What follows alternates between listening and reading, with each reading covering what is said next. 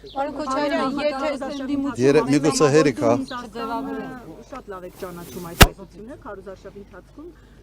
կտեղեկողից չեմ կարող մեջ բերել, բայց այս միտքը ասել եք մի քանի անգամ։ Հիմա այս քարոզարշավի ընթացքում Ռուսաստանից սկսվեցին խնդիրներ գործարարների դեմ, այսպես ասեմ, ամեն դեպքում արտահանման հարցում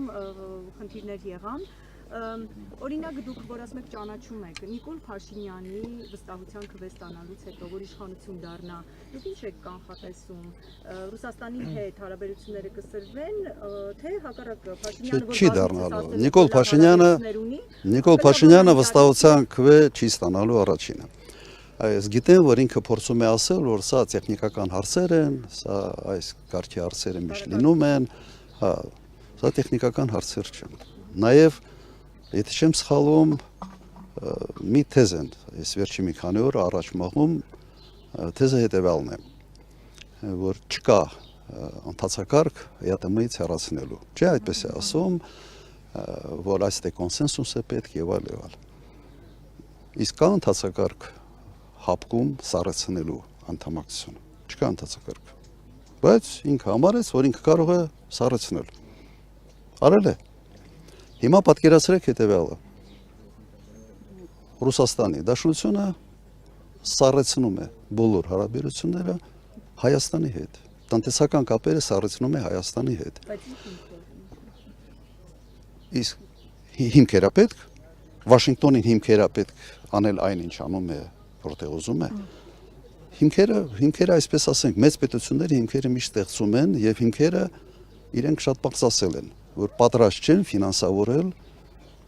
Հայաստանի ճամփորդությունը դեպի Եվրոմիություն, քանի որ Եվրոմիության հետ Ռուսաստանը այսօր թշնամացած վիճակում է։ Հետևաբար,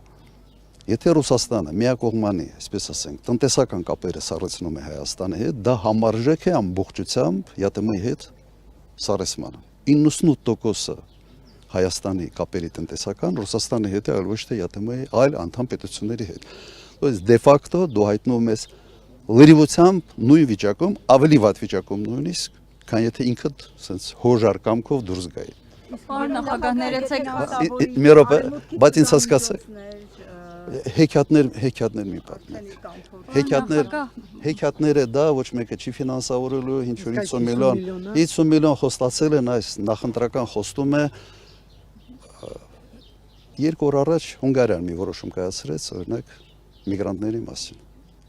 Հայաստանի եւ Վրաստանի վերաբերյալ, կոնկրետ Հայաստանի վերաբերյալ լուրջ սահմանափակումներ մտցրեցին։ Եվրոմիության անդամ պետություն։ Եվ ամեն մի պետություն իր շուկան այնպես է պաշտպանելու, որ